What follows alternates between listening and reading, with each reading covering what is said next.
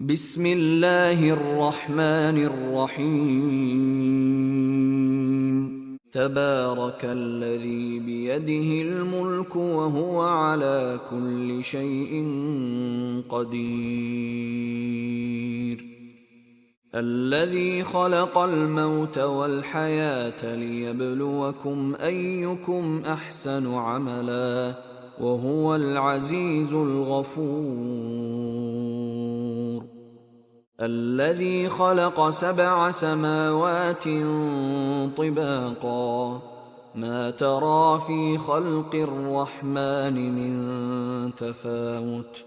فارجع البصر هل ترى من فطور ثم ارجع البصر كرتين ينقلب إليك البصر خاسئا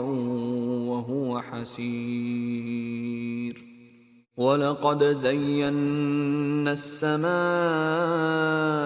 الدنيا بمصابيح وجعلناها رجوما للشياطين وأعتدنا لهم عذاب السعير وللذين كفروا بربهم عذاب جهنم وبئس المصير إذا ألقوا فيها سمعوا لها شهيقا وهي تفور تكاد تميز من الغيظ كلما ألقي فيها فوج سألهم خزنتها ألم يأتكم نذير قالوا بلى قد جاءنا نذير فكذبنا وقلنا ما نزل الله من شيء إن أنتم إلا في ضلال كبير وقالوا لو كنا نسمع أو نعقل ما كنا في أصحاب السعير فاعترفوا بذنبهم فسحقا لأصحاب السعير